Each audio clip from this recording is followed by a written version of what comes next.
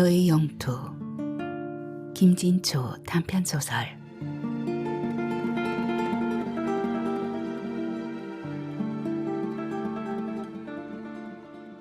우리 사이를 과거 완료형으로 알았던 건 나만의 착각이었나? 네가 돌아올 줄은 몰랐다. 잠결에 문을 연 나는 눈앞에 서 있는 너를 멍 때린 듯 일별하고 어깨를 비켜 길을 터주었다.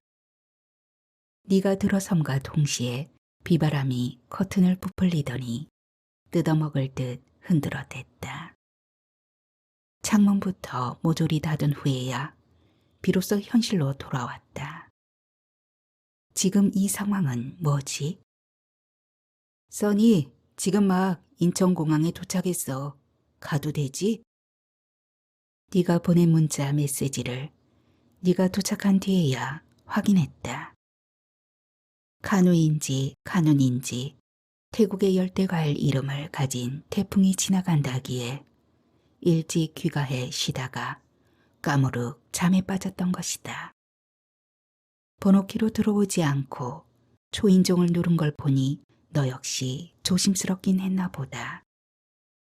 양손을 펴고 어깨를 으쓱한 너는 작은 방으로 가서 짐을 풀었고 나는 진작 이사할 것을 때늦은 후회를 했다. 혼자 남으니 휑하게 넓어진 집도 그렇고 너의 채취도 거슬려 집을 옮기려던 참이었다. 너의 등을 떠밀었지만 빈자리가 주는 공허함은 어쩔 수 없었다. 주방에 들어서면 더욱 그랬다. 한국 사람처럼 칼자루 끝으로 마늘 다지기를 좋아하던 너. 상기된 얼굴로 마스크를 쓴 채 매끈한 육종 마늘을 손끝으로 야무지게 그어잡던 너. 파편이 튀어나가지 않게 찢으려면 최고의 집중력이 필요하다며 흥분하던 너였다. 마늘 냄새를 그토록 싫어하면서도 놀이처럼 즐기는 너를 이해할 수 없었다. 그게 혹 벌레놀이는 아니었을까? 혐오스러운 벌레를 막대기로 터뜨리고 짓밟아 죽이며 우울감을 느끼는 유해. 주방이 너의 놀이터이긴 했지만 너는 끝내 마늘을 먹지 못했다. 동거를 시작하고 며칠 지날 무렵 조심스럽게 네가 물었다. 소니, 샤워한 거야? 너의 무릎에 앉아 목덜미를 끌어안고 있던 나는 한쪽 어깨를 바짝 밀착하며 당근이지. 자신 있게 말했다. 고개를 갸웃거리던 네가 나를 밀어내고 물러앉았을 때 솔직히 좀 당황스러웠다. 그날 우리는 삼겹살을 먹었다. 나는 삼겹살에 저민 마늘과 청양고추를 얹어 상추쌈을 싸먹고 너는 무절임에 삼겹살만 싸먹었다. 너희들에게 특유의 노린내가 있듯 마늘과 김치를 즐기는 우리에게도 특유의 재치가 있다는 걸 비로소 알았다. 특히 마늘 냄새는 꼼꼼히 이를 닦고 샤워를 해도 좀처럼 지워지지 않았다. 온몸 구석구석 땅구멍을 통해 계속 배출되기 때문이다. 인터넷 검색으로 찾아보았지만 별다른 방법이 없었다. 고대 이집트 피라미드 전설에 동원된 노동자들에게 마늘을 먹였다는 기록을 발견했고 웬만해선 지울 수 없는 마늘 냄새를 없애려면 우유를 천천히 마시거나 녹즙 또는 제스민이나 허브차를 진하게 타 마시라는 정도였다. 잠자리에서마저 코를 움켜쥐는 너를 보며 나는 절망했다. 대륙 진출의 꿈을 포기해야 하는가 싶어서였다. 걸어서 30분이면 일주가 끝나는 작은 섬에서 태어난 나는 육지에 상륙하는 게 꿈이었다. 그 꿈은 초등학교 분교를 졸업하면서 이루어졌다. 중학교에 진학하자면 누구나 육지로 나가야 했다. 내가 살던 마라도에서는 북쪽으로 보이는 커다란 섬, 제주도를 육지라 불렀다. 산도 없고 시내도 없는 마라도는 남북으로 긴 고구마 모양이었다. 하지만 내겐 바다에 떠있는 찌그러진 쟁반처럼만 느껴졌다. 찌그러진 쟁반 위에 목숨을 붙인 사람들은 하염없이 펼쳐진 바다, 때로는 두려움에 떨어야 하는 바다 위에서 늘 갈증을 느꼈다. 물 위에 떠서 일용할 물을 그리워했다. 구멍이 숭숭 뚫린 현무암이 어렵사리 받아놓은 빗물에 얼굴을 씻을 땐 물속에서 부서지는 하늘이 통쾌했다. 참으로 지루한 하늘 아니던가.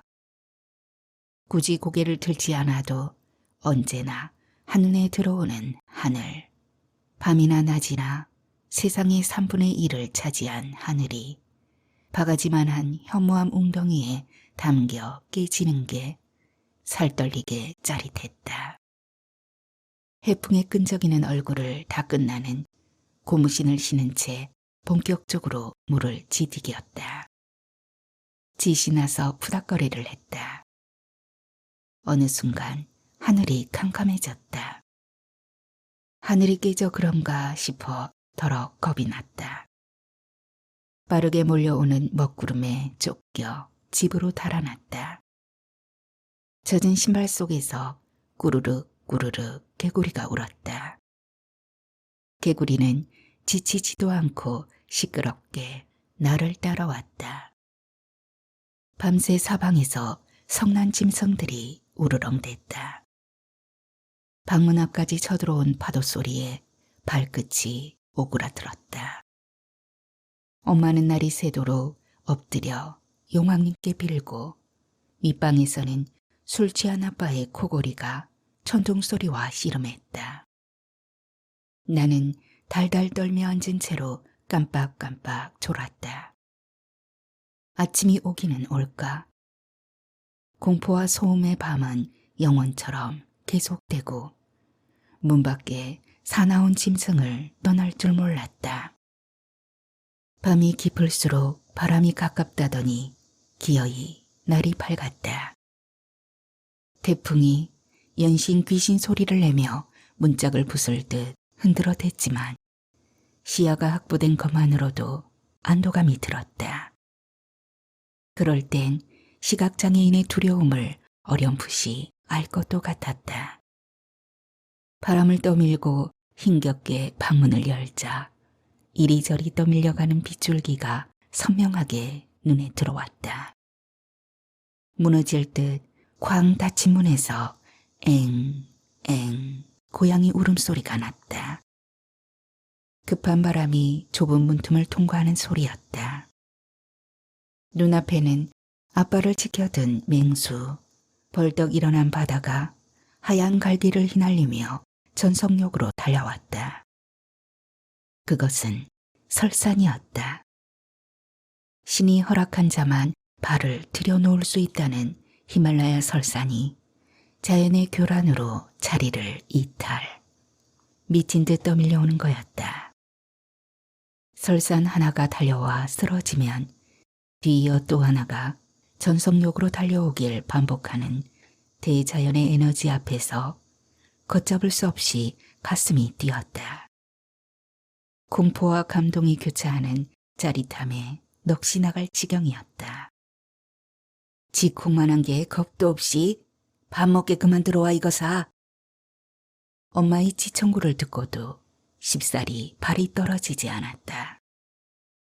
작고 외딴 섬이 답답하고 지루했지만 해마다 몇 차례 태풍이 있어 견딜 수 있었다. 그것은 내게 축제였다. 육지에 불꽃놀이가 있다면 그곳에는 물꽃놀이가 있었다. 태풍의 진면목을 제대로 본 이후 나는 자주 해안에 나가 물꽃을 보았다. 굳이 태풍이 아니더라도 바람만 불면 하얀 물꽃이 피었다. 장애가 피어내는 꽃이었다. 솟아오른 바위돌에 부딪힌 물은 바위돌을 더듬으며 솟아올랐다가 사방으로 흩어지며 물폭탄을 터뜨렸다.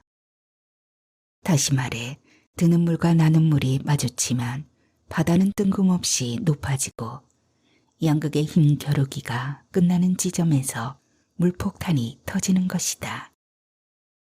알알이 흩어지는 물꽃이 비스듬히 햇빛을 받으면 7빛깔 무지개가 떴다. 나는 또 그것을 보느라 다리가 아프도록 서 있곤 했다. 바다의 혓바닥은 또 어떤가?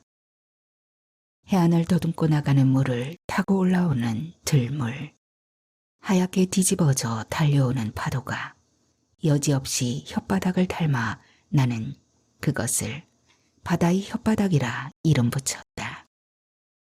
때로는 뱀처럼 갈라진 가느다란 혓바닥, 때로는 널찍하고 펑퍼짐에 후덕한 혓바닥이 날름대다 가뭇없이 사라졌다. 태풍이 올 때 바다의 혓바닥은 어마어마하게 부풀어 우르릉 쿠르릉 지축을 흔들며 몇십 미터 솟구쳤다. 하얗게 뒤집어져 폭포처럼 쏟아졌다. 그런 광경을 보면 이상하게 기운이 빠지고 노곤했다. 마주한 것만으로도 에너지가 고갈되는 이상한 현상이었다. 바다가 푸른 하늘을 잔뜩 받아놓고 낮잠에 빠져 물꽃놀이도 시시한 어느 날 골다공증 걸린 혐오함에서 숨바꼭질하는 객강 구름 따라다니다 지쳐 돌아온 나는 엄마에게 따져 물었다. 엄마, 우리는 왜 하필 이 코딱지만한 섬에 사는 거야? 바다가 길을 열어주어야 오갈 수 있는 섬이었다. 파도가 2, 3미터만 돼도 완전히 고립되는 유배지였다. 섬에 와서 묵고 가는 사람도 없었다. 대한민국 최남단 유인도라는 이름 때문에 호기심에 찾은 사람들은 한두 시간 둘러보고 달아나기 바빴다. 우물쭈물하다 파도에 발목이라도 잡히면 언제 나갈지 모르니 나무랄 수도 없는 일이었다. 운수 사나우면 사나흘은 보통이고 일주일 이상 발이 묶이기도 했다. 사람들이 발 도장 찍자마자 달아나는 외딴 섬에 막배가 떠나면 정적이 감돌았다. 용이 승인하는 모양으로 들썩이는 수평선 저쪽의 노을도 혼자 보니 재미가 없었다. 엄마는 엄마대로 아빠는 아빠대로 바빠 나를 상대할 시간이 없었다. 또래 친구도 없었다. 버려진 아이처럼 혼자 놀고 혼자 울적하고 혼자 꿈을 꾸던 나는 머리가 굵어지면서 툭 하면 엄마에게 시비를 걸었다. 엉뚱하게도 엄마는 아빠 핑계를 댔다. 육지에 살 때 여기서 말하는 육지는 제주도다. 엄마는 땅꾼인 아빠가 싫어 마라도로 들어가자고 꼬드겼단다. 그 옛날 누군가 달밤에 퉁소를 불다가 뱀들이 몰려 나오자 놀라 불을 질렀는데 그 불이 40여 일이나 지속되는 바람에 마라도 뱀들이 꼬리를 물고 헤엄쳐 제주도 동쪽으로 건너갔다는 전설이 있는데 그래 그런지 마라도에는 뱀이 없었던 것이다. 다행히 낚시에 취미를 붙인 아빠는 별 불만 없이 살았다. 엄마는 육지에 살 때나 마라도에 와서나 여전히 물질을 했다. 아빠의 벌이는 아빠의 용돈으로만 쓰였고 생활비는 엄마 담당이었다. 그건 육지에 있을 때도 마찬가지였다. 섬에서는 누구나 그렇게 여자가 생계를 책임졌다. 아빠는 징그럽게 왜 뱀을 잡았대? 차라리 배를 타지. 엄마가 피식 웃으며 짧게 한숨을 쉬었다. 바다가 싫어 오름으로 가신 거야. 어부였던 할아버지가 고등어 잡이에 나섰다가 수장되자 아빠의 마음은 오름이나 산으로만 향했다. 뱀도 잡고 약초도 캐면서 바다는 쳐다보지도 않았다. 그렇게 번 돈으로 노름을 하거나 술취렴을 했다. 그건 마라도에 와서도 마찬가지였다. 대낮부터 아저씨들과 어울려 화투로 소일하는 아빠가 어린 내 눈에도 한심한데 엄마는 아빠 역성을 들었다. 배는 안 타도 갯바위에서 낚시는 하시니 그만하면 바다와 많이 친해진 셈이잖니. 그게 다 동네 아저씨들 덕이니 눈 감아주라. 섬 사내들은 바다에 나가 고기 잡는 일만 신성한 노동으로 여겼다. 바다에서는 목숨 걸고 고기를 잡는데 뭇에서 하는 일은 목숨 걸 일이 없지 않느냐는 논리였다. 수입의 많고 적음 따위는 안중에 없었다. 어부는 뭇에만 오르면 상전이 되어 손가락 하나 까딱하지 않았다. 주자도는 한술 더 떠 농사일은 물론이고 장사 지내는 일조차 여자들이 도맡아 한다고 들었다. 무책임하고 인정머리 없는 풍습이지만 파도와 싸우는 바다만 일토로 여기는 어부들이니 이해할 수도 있다. 어부도 아니면서 어부의 혜택만 누리는 우리 아빠는 뭔가.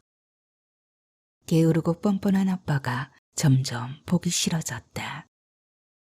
바다에서 터지는 하얀 물폭탄도 시들해졌다. 도심지 밤하늘 높은 곳에서 도미노로 터지는 오색 빛깔 불꽃놀이가 보고 싶었다. 지을 수만 있다면 죄도 짓고 싶었다. 하늘 아니면 바다, 바다 아니면 하늘이 전부인 그곳은 지나치게 투명했다. 사소한 거짓말이나 죄도 한나절이면 드러났다. 욕망이나 욕심이 죄악인 작고 무력한 섬이 나는 싫었다. 죄도 짓고 감출 곳도 많은 육지만이 희망이었다. 선이야, 쑥 좀 뜯어와라. 엄마가 물질을 하려는가 보았다. 얼핏 바다를 보니 실처럼 가느다란 물살이 얌전하게 흔들리고 있었다. 툴툴대며 무성의하게 한 움큼 뜯어온 쑥으로 엄마는 수경을 닦았다. 물질의 시작은 쑥이었다. 수경의 습기를 막아주기로는 쑥이 최고였다. 오렌지색 태왁과 오리발을 챙겨든 엄마가 할망당으로 향했다. 해녀들에게 희생당한 불쌍한 아기 업계에게 인사를 드리고 물질을 시작하는 것 또한 엄마의 룰이었다. 2인용 텐트보다 작은 할망당은 지붕도 문도 없이 구멍 숭숭 뚫린 시커먼 현무암으로 야투막한 담을 쌓은 게 전부였다. 어떤 형상도 음식을 꿰일 상석도 없었다. 그래도 누군가 다녀갔는지 음료수나 과자 따위가 담장 사이사이에 박혀 있고 반쯤 녹아내린 조가 어지럽게 널려 있었다.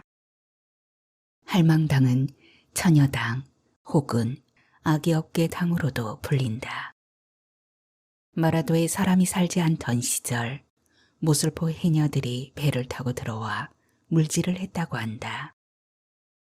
여러 날 물질을 할 유랑으로 식량을 챙겨왔는데 욕심껏 해산물을 채취하고 돌아가려 할 즈음 파도가 사나워 배를 띄울 수 없었다. 식량과 물까지 떨어져 발을 동동 구르던 중 한 해녀가 아기 어깨를 떼어놓고 가면 무사할 거라는 선몽을 꾸었다. 해녀들이 물질을 하는 동안 젖먹이를 돌보던 아기 어깨 소녀는 그렇게 마라도에 버려져 굶어 죽었다.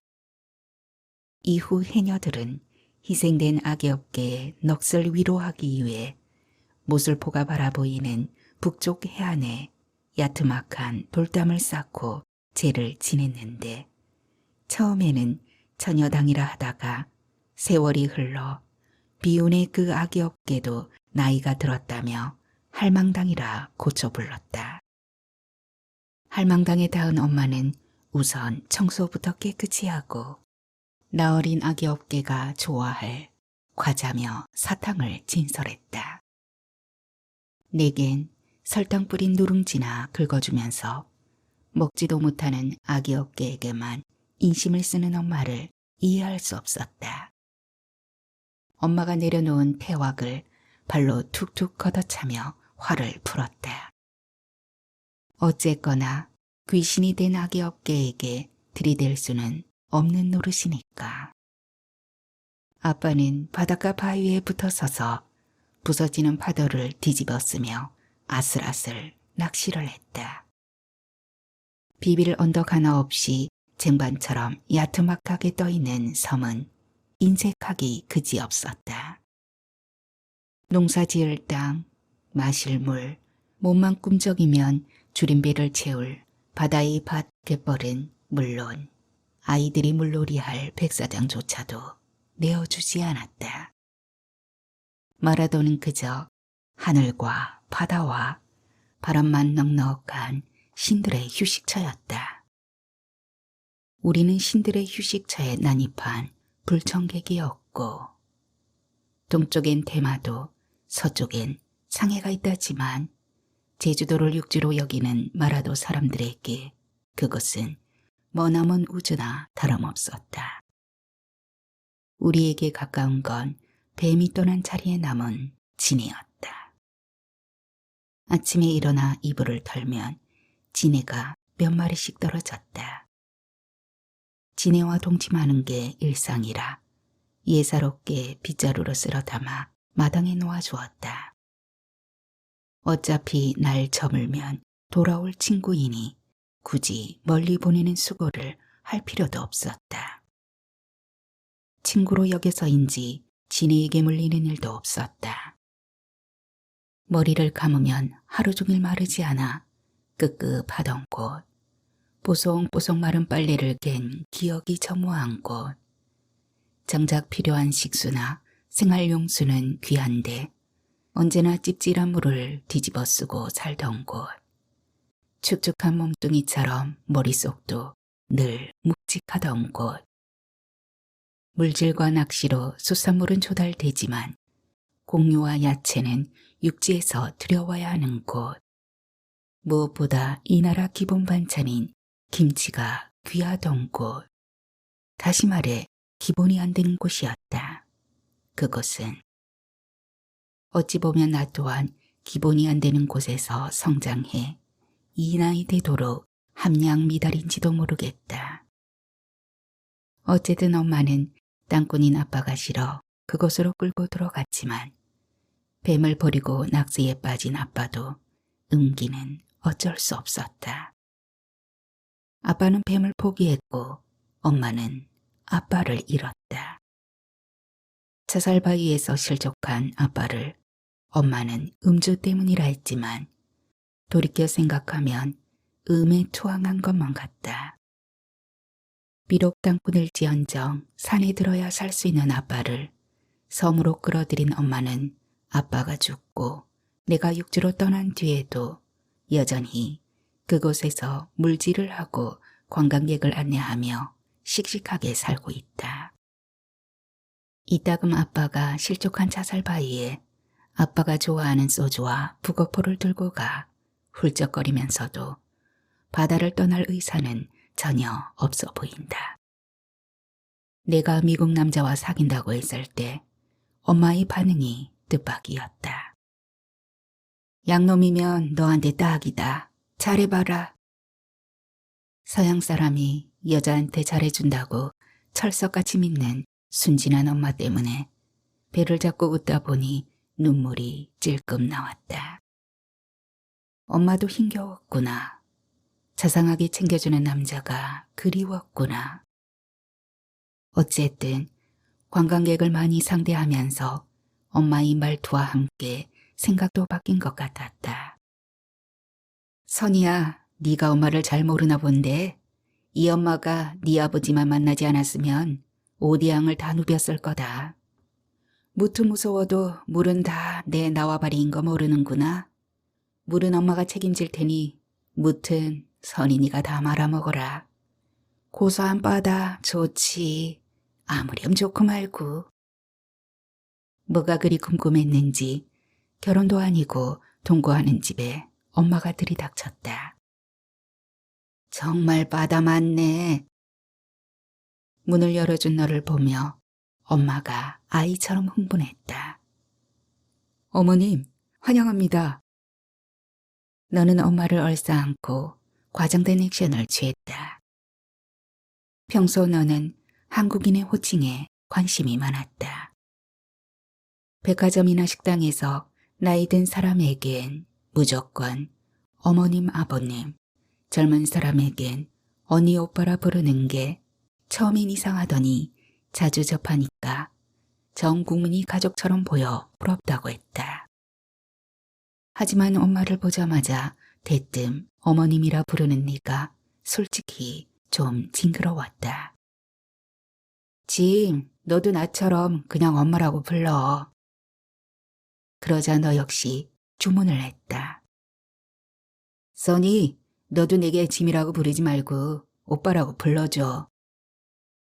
엄마가 손뼉을 치고 깔깔대며 말했다. 나이 어린 삼촌은 있어도 나이 어린 오빠는 없는데 그것도 바다식이냐? 신기하게도 너와 엄마는 의사소통에 장애가 없었다.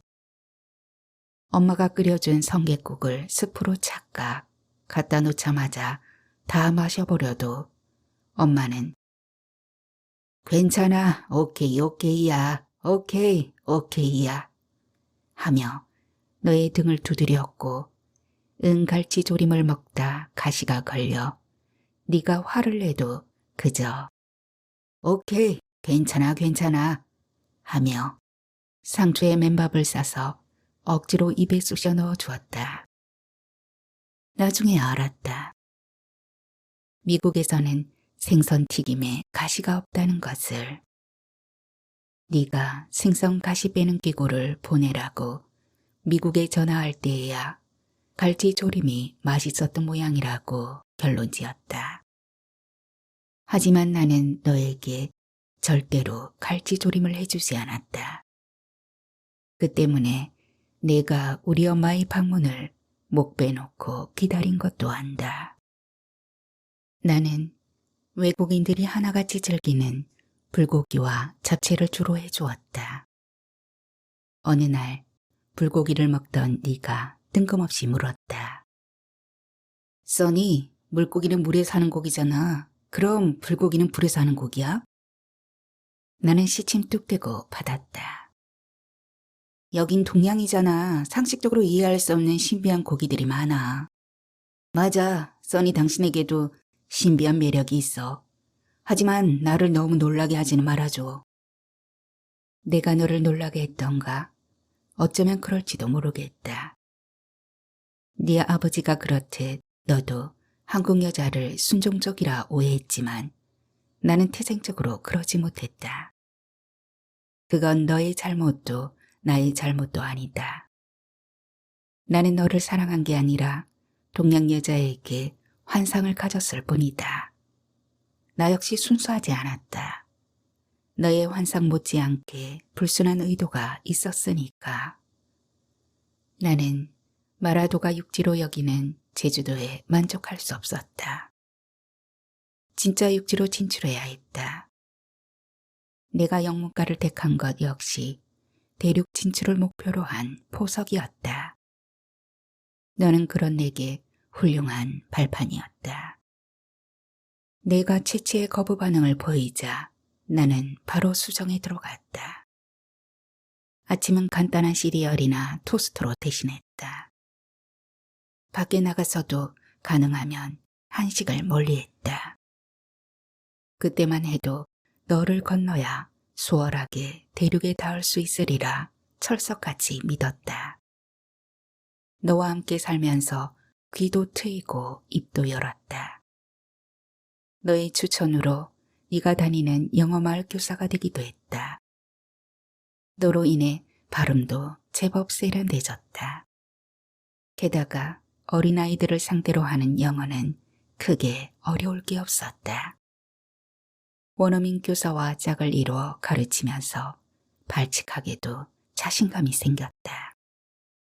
너의 아버지만 오지 않았다면, 아니, 너의 아버지가 사고만 치지 않았다면 우리의 관계가 여전했을까?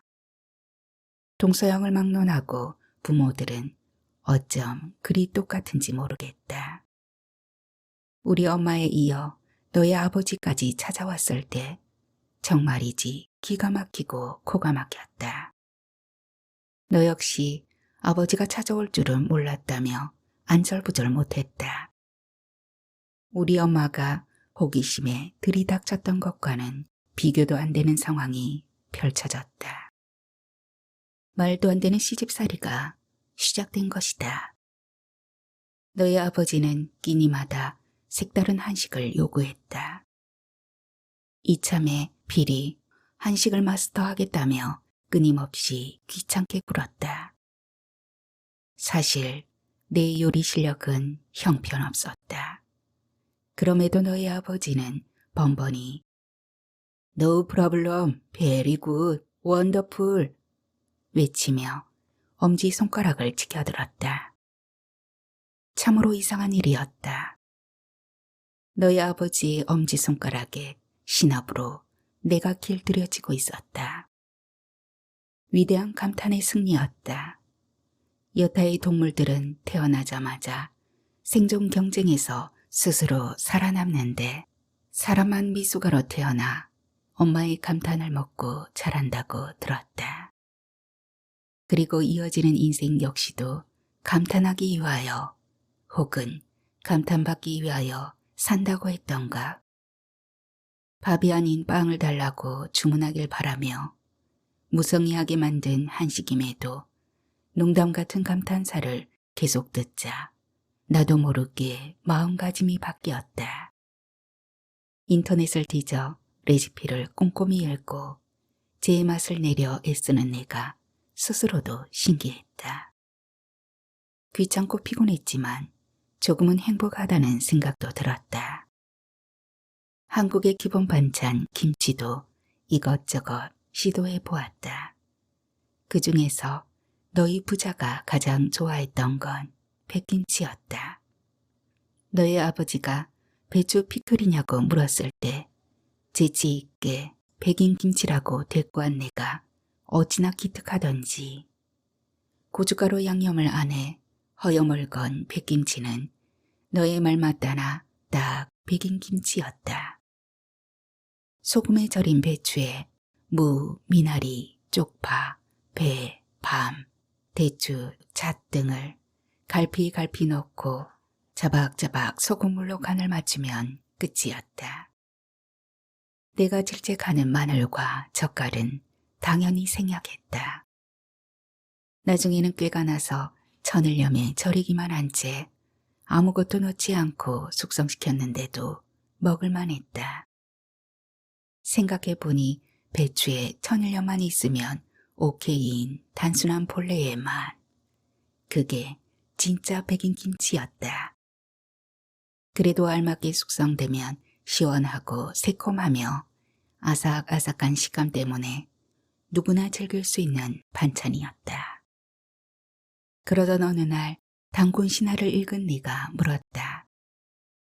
웅녀가 마늘과 쑥만 먹으며 동굴 속에서 백일을 견뎌 사람이 되었다는 걸 써니는 믿어?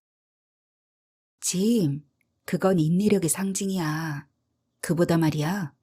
웅녀가 단군의 어머니인 단군 이전부터 마늘이 영험한 식품이었다는 얘기 아니겠어? 당신이 그렇게 질색하는 마늘이 과학적으로 증명된 항암식품 정도가 아니라 그보다 훨씬 더 어쩌면 우리가 상상도 못하고 밝혀내지도 못할 유익한 식품일지도 몰라. 당군 신화 속 마늘과 쑥의 신화는 앞으로도 쭉 계속될 거야. 그런데 인내력이 없는 사람은 그걸 못 보고 죽겠지? 소니는 어떤 근거로 그렇게 자신 있어? 나는 잠시 생각하다가 바로 정리했다.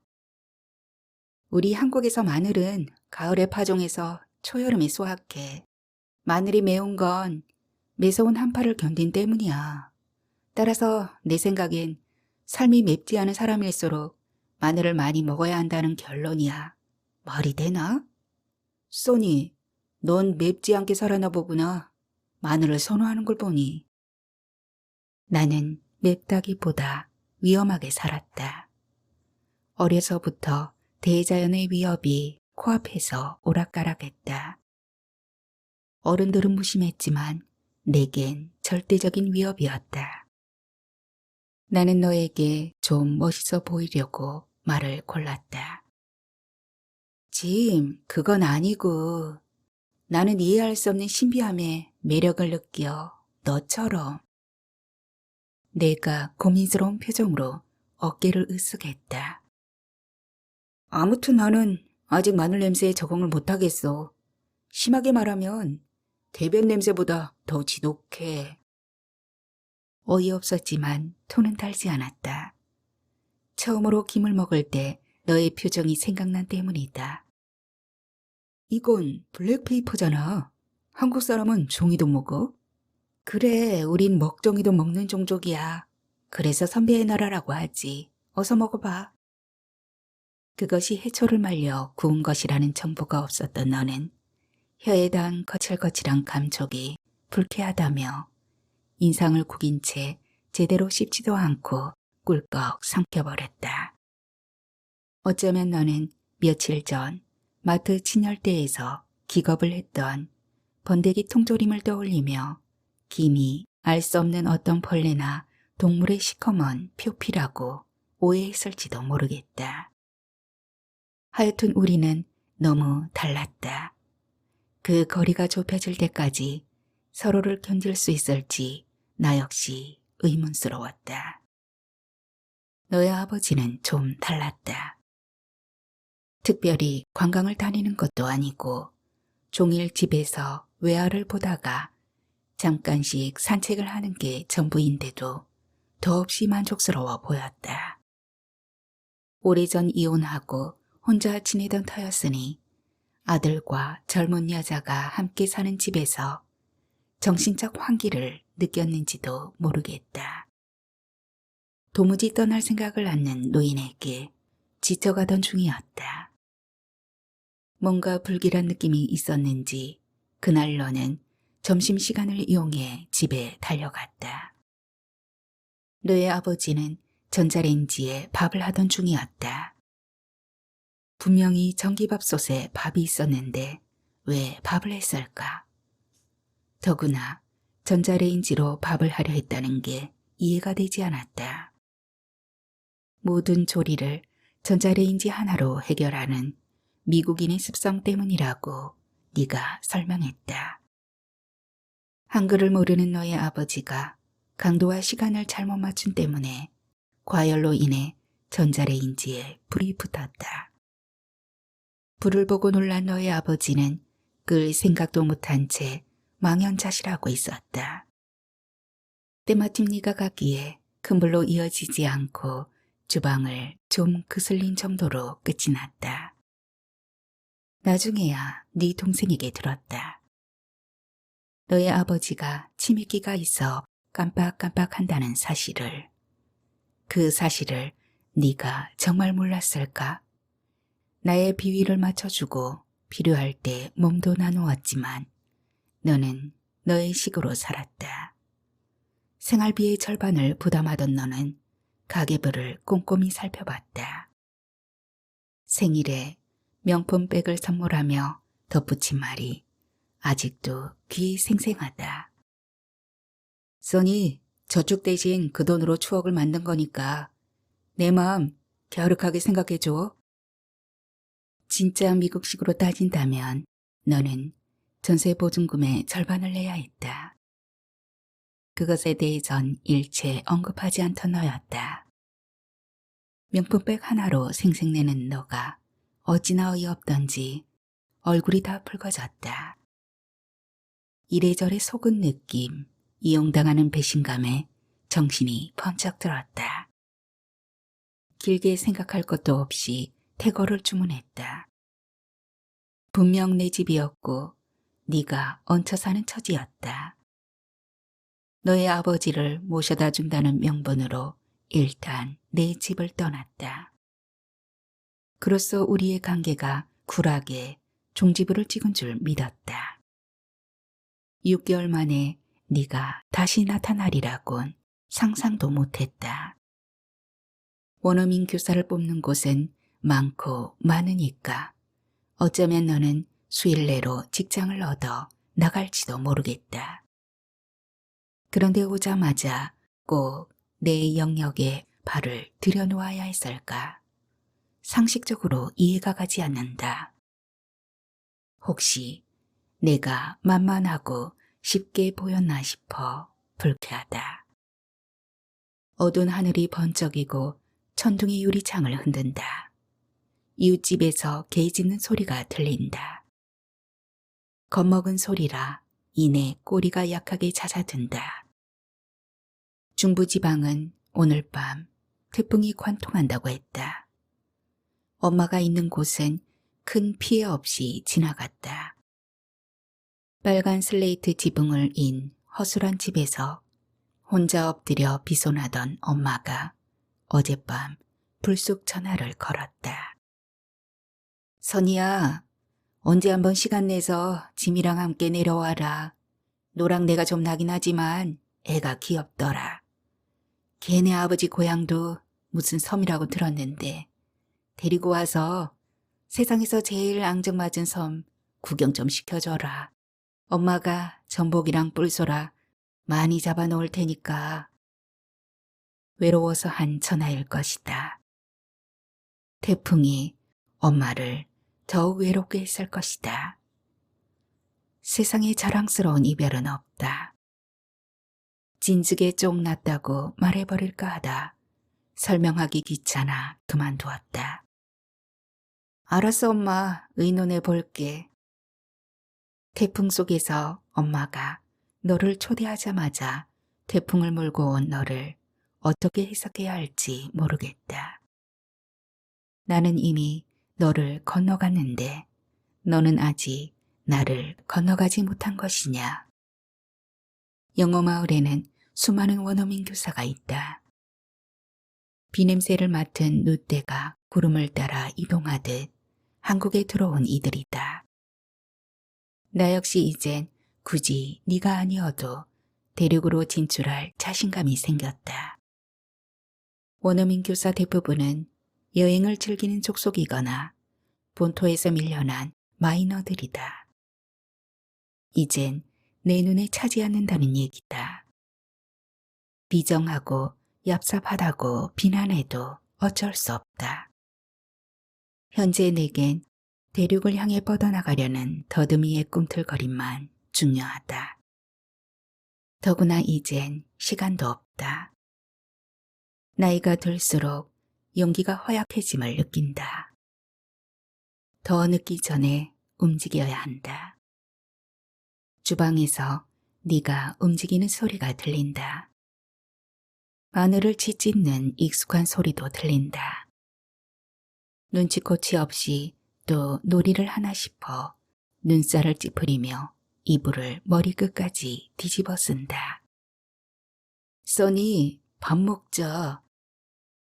네가 조심스럽게 노크를 한다. 들은 척도 않는다.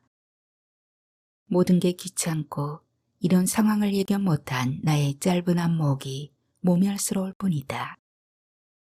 흔들려 화가 난 탄산음료를 딸 때 톡톡톡 노크를 해주면 거품이 안 생긴다고 말하던 너. 네가 곰처럼 끈질기게 노크를 한다.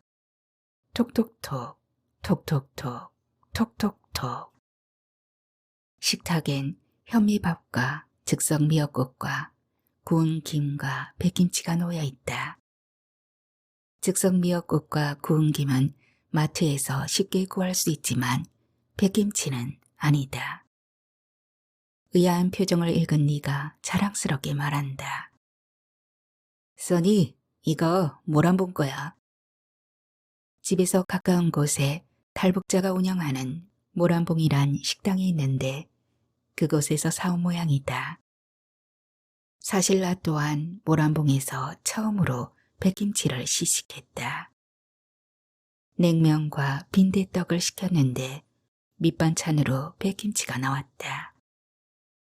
그러고 보니 너와 나는 동시에 백김치를 접했다. 새콤하게 숙성된 담백한 맛과 아삭거리는 식감에 자꾸 젓가락이 갔다. 너 역시 거부감이 없는지 잘 먹었다. 한 접시 더 달라고 부탁했다. 소니, 다 먹을 수 있겠소? 네가 불안한 눈길로 물었다. 당근이지, 짐. 맨입에 먹어도 될 정도로 심심한데 뭘. 계산을 하고 나올 때 너의 환호가 지금도 눈에 선하다. 밑반찬이 공짜인 것도 감동인데 무한 리필이니 완전 서프라이즈라며 방방 뛰던 그 모습 말이다. 기분이 업된 너는 주지 않아도 될 팁을 딱 미국식으로 주고 나왔다. 서빙한 직원 얼굴 보기가 민망했다. 안 주면 몰라도 줄 때는 적어도 앞길을 채워주면 좀 좋을까. 그날 돌아오면서 많은 이야기를 나누었다. 그날따라 너는 궁금한 것을 한꺼번에 물어보았다. 써니, 당신도 할머니 뼈 해장국 먹어봤어? 술 마신 다음 날 해장국으로 짱이라고 하자 네가 어깨를 으쓱하고는 몸소리를 쳤다. 어떻게 할머니 뼈로 국을 만들어? 한국형 얼라이브야? 얼라이브 소리를 듣자 청바지부터 떠올랐다. 안데스 산맥을 넘던 중 추락한 비행기 승객들의 생존기로 오래전에 본 영화였다. 처음엔 금방 구조될 줄 알고 간식을 나눠 먹던 사람들이 끝내는 하이에나로 전락해 얼어 죽은 친구의 청바지를 찢어 허벅지 살점을 베어 먹었다. 어렵사리 구조된 생존자들은 끝내 그 사실을 숨기느라 전전긍긍하고 문명에서 나 인간이지 야생에서는 동물일 수밖에 없음에 한동안 우울했다. 그런데 할머니 뼈 해장국을 하필이면 얼라이브와 비교하다니 기분이 상한 나는 목소리를 깔고 천천히 말했다. 짐, 잘 들어. 할머니 뼈가 아니라 할머니가 만든 뼈 해장국이야. 소니, 한국어는 너무 어려워. 네가 어리광 피우듯 몸을 비틀었다. 다 알면서 묻는 짓궂은 말장난이었던 것이다. 너의 엽기 시리즈는 계속 이어졌다. 곰탕, 고래밥, 엄마 손칼국수도 놀라웠지만 식당에서 손님 받으라고 할 때 진짜 손님을 던지는가 싶어 깜짝 놀랐고 엄청 애먹었다는 말에 기겁을 했는데 한술 더 떠 애끓이다 애태웠다는 말을 듣고는 거의 졸도할 뻔했다고. 너에게도 나에게도 인상적인 건 공깃밥이었다. 식당에서 공깃밥 하나 추가요 할 때 정말 에어로 만든 밥인가 싶어 동양은 정말 신기하구나 무릎을 쳤다는 너의 말에 나야말로 상상력이 발동했다. 공기만 먹고도 살 수 있는 인간이라면 다툼도 전쟁도 없지 않을까. 귀이개의 용도 역시 너에게는 무리였다. 다이어트 하는 사람이 커피에 설탕을 넣는 스푼으로 알았다니 말해 무엇하겠는가. 너 때문에 답답하기도 했지만 웃기도 많이 웃었다. 너에게 준 이별 선물은 바로 너한테서 힌트를 얻었다. 네가 언제나 경이로운 눈빛으로 바라보고 탐내던 것이었다. 너는 늘 내가 은행에 갈 때마다 신기해했다. 너의 그 눈빛에 부응하려 나는 의도적으로 도장만 사용했다. 너로 인해 도장은 일상적 소품에서 특별한 부족의 징표가 되었다. 너의 이름이 새겨진 도장과 인조를 건네자 너 역시 특별한 부족이 된 양 흥분을 감추지 못했다. 내일이면 떠날 리가 아이처럼 돌아다니며 벽지 여기저기에 붉은 너의 이름을 쾅쾅 찍어댔다. 말려도 소용없었다. 너는 이미 작두를 탄 무당이었다. 이별 앞에서도 기쁨은 기쁨대로 표출하는 네가 부럽지 않았다면 거짓말이다. 네가 잘난 체 하는 백김치보다 미역국에 먼저 숟갈이 갔다. 즉석 미역국에서는 볼 수 없는 희끗희끗한 이물질이 보였다. 아, 그것은 마늘이었다. 써니, 내가 주방에서 마늘 가지고 논 건 냄새에 익숙해지기 위한 수단이었어. 이젠 먹을 수 있을 것 같아. 연예인에게 카메라 마사지가 있어 비호감 형도 자꾸 보면 눈에 익숙해지듯 너에겐 미각과 후각 마사지가 있었나 보다. 하지만 이제 와서 뭘 어쩌란 말인가. 네가 침착한 목소리로 말했다. 한국을 떠나서야 정이란 게 무언지 알겠더라. 너를 졸업한 나는 네가 짓거리는 말을 듣는 둥 마는 둥 했다. 다 부질없는 짓인데 경청할 까닭이 없었다. 당연히 대꾸도 질문도 없었다. 써니, 미국에서 가만히 돌이켜보니 미운 정이야말로 정을 가장 잘 표현한 말이더라. 미운 정, 고운 정 다 들었다는 말을 들먹이던 네가 내 눈을 들여다보며 울먹였다. 써니, 당신 말이야. 내게 미운 정도 없어? 나는 그만 폭소가 터지고 말았다. 사실 내가 너를 선택한 건 네가 외국인답지 않아서였다.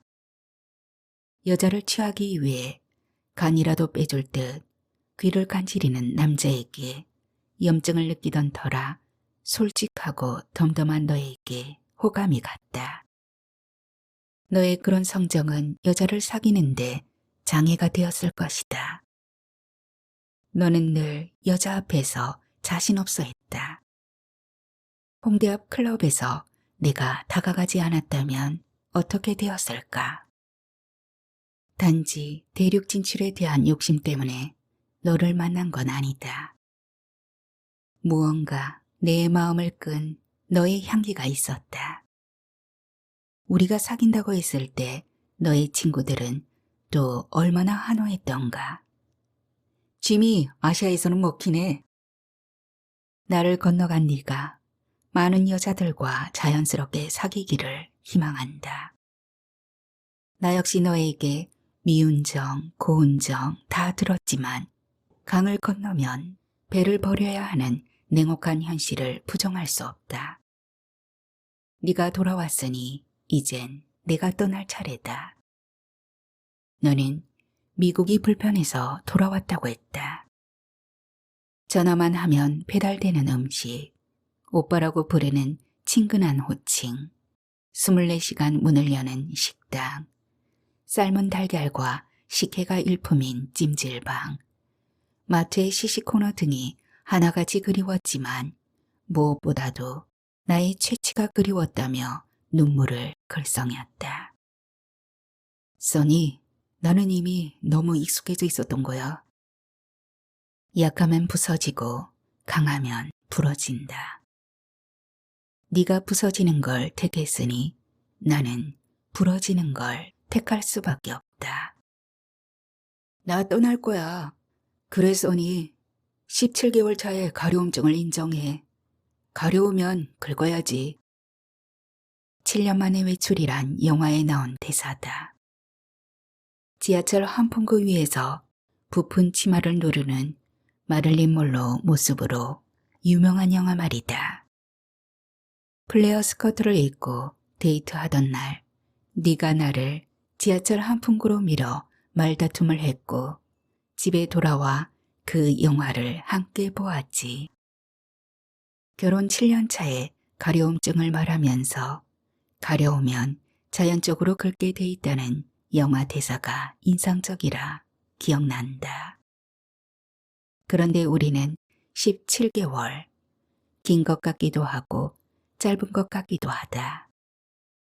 네가 도레미의 미음으로 말한다. 써니, 그럼 우리 일단 집을 바꿔 살자. 미국에 가자마자 혼자 두기 위험한 아버지를 요양시설에 보냈다는 너의 말에 뜨끔했다. 아일랜드가 고향인 너의 아버지는 섬에 대한 그리움이 있었다. 내 고향이 작은 섬이라고 하자 같이 가보자고 졸라 한동안 애먹었던 기억도 난다. 고향에까지 데려가긴 싫었다. 너의 아버지에겐 언제나 그리운 섬이 내겐 왜 그리 떠나야 할 대상이었을까? 우리 아빠는 바다가 무서워 산에 살고 싶어 했다. 산은 육지에 있고 더 큰 산은 대륙에 있다. 내가 대륙에 가야만 할 구차한 이유다. 써니, 일단 뉴요크로 한번 살아봐. 집은 비어 있으니까 언제든 들어가면 돼. 너의 말은 더없이 달콤했다. 음계의 미가 말 잘 듣게 하는 음임을 아는 네가 필요할 때마다 사용하는 걸 알면서도 거부하기 힘들다. 너는 나의 영토로, 나는 너의 영토로 자리를 바꾸기로 했다. 유레카, 선수냐 순수냐는 시간에 맡겨보는 거다. 섬은 내게 트라우마였다. 한반도 역시 엄밀히 말해서 섬이라는 말도 네가 했다. 지도를 들여다보던 네가 한반도 꼭대기에 백두산이 있고 백두산을 발원지로 두만강과 압록강이 흐르니 북쪽은 강으로 에워싸인 한반도야말로 커다란 섬 아니겠냐고. 어려서부터 대륙을 갈망한 까닭이 그 때문이었나 보다. 오랜 비행에 뼈마디가 욱신거리고 다리는 소복하다. 숲의 비료는 제 몸에서 떨어진 낙엽인데 너나 나나 숲은 못 되는가 보다. 너의 영토에 닿을 시간이 머지않았다. 설렘과 두려움이 교대로 가슴을 콕콕 찌른다. 기내 방송이 착륙을 알린다. 흔들린 탄산음료를 딸 때 톡톡톡 노크를 해주면 거품이 안 생긴다는 너의 말대로 곧 너의 영토에 노크를 해야겠다. 너의 영토가 화를 내면 곤란하니까. 그나저나 화물칸에 실은 백인김치는 괜찮을까? 내가 가르쳐준 대로 네가 만들어 몇 겹이나 진공 포장했다는 그 김치. 나 몰래 싸가지고 와 짐 붙일 때 어깨를 으쓱하며 건네준 그것. 너의 영토에 내려 짐을 찾으면 그것의 안부부터 확인해야겠다.